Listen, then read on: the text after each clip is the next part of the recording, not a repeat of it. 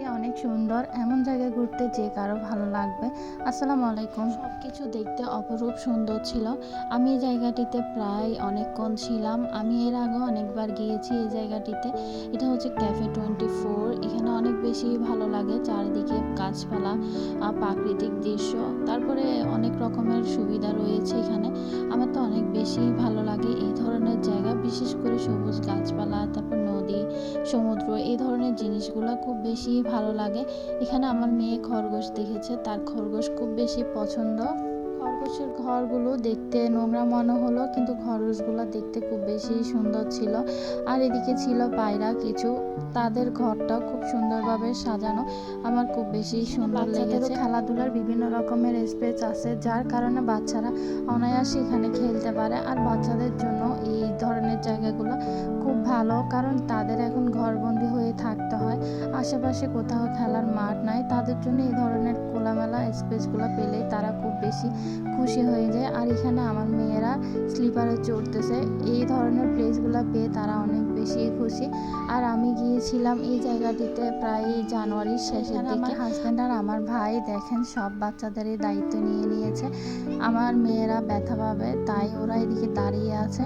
আর এদিকে আমরা চলে আসলাম অন্য আরেকটা প্লেসে। এখানে বিভিন্ন ধরনের প্লেস আছে, বাচ্চাদের খেলাধুলা না শুধু, বড়দের জন্য অনেক মন ভালো করার মতো স্পেসও আছে। আর এদিকে ঝর্ণার পানিটা মাশাআল্লাহ খুব বেশি সুন্দর ছিল। এখানে বিভিন্ন ধরনের ফুল, তারপরে অনেক রকমেরই ফুল ছিল, বিশেষ করে বাগান বিলাস, সেই যে আমার পছন্দের বাগান বিলাস, আমার খুব বেশি ভালো লাগে।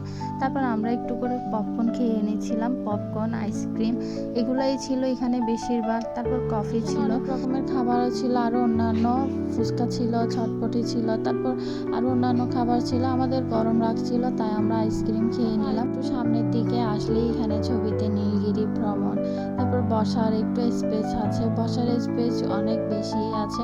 আর এই জায়গাটা না অনেক বেশি বড়। প্রত্যেকটা কর্নার যদি আমি ক্যাপচার করি তাহলে আমার মোবাইলের গ্যালারিতে আর কোনো রকমের স্পেসে থাকবে না, খালি। এই জায়গাটিতে অনেকক্ষণ ছিলাম, কিন্তু মনে হচ্ছিল আমি এখানে খুব অল্প সময়ে ছিলাম। সময় যে কোন দিক দিয়ে চলে গিয়েছে তা বুঝতেই পারি না। বেশ কিছুই ভিডিও ক্লিপ নিয়েছি, তাই আপনাদের সাথে শেয়ার করছি। প্রকৃতির এই সৌন্দর্যগুলো উপভোগ করতে পছন্দ করে না এমন মানুষ খুব কমই আছে আমার মতে। আমার এইসব জায়গায় ঘুরতে না ভীষণ ভালো লাগে, যার কারণে আমি এই ধরনের জায়গায় ঘোরার সুযোগ পেলে আমি কখনোই না করি না। মনের প্রশান্তির জন্য ঘোরাঘুরি করলে মন এবং শরীর দুটাই অনেক বেশি ভালো থাকে।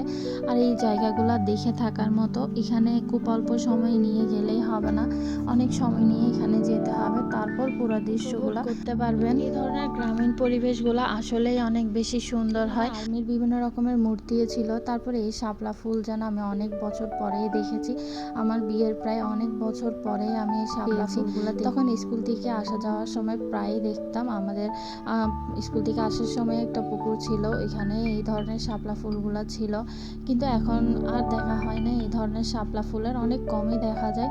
আর এখন আমরা ব্যাক করব, ব্যাক করার আগে আমরা একটু ছবি তুললাম, ফটো তুললাম। আর এদিকে আমরা যাওয়ার সময় আমি এখানে মিষ্টি কুমড়ার ফুল দেখতে পেলাম, আমার খুব বেশি ভালো লাগে এই মিষ্টি কুমড়ার ফুলগুলো। আর উনি একটু খুব গরম হয়ে গিয়েছিল, আমি ভিডিও করছি তাই আবার আমি পরে ভিডিওটা অফ করে দিয়েছি। আর এখানে আমরা যাওয়ার সময় অনেক বেশি সুন্দর ছিল দৃশ্যগুলো। সানসেট হওয়ার সময়টা আমি একটু ক্যাপচার করতে চাচ্ছিলাম, কিন্তু কোনো রকমই আর ক্যাপচার করতে পারি না।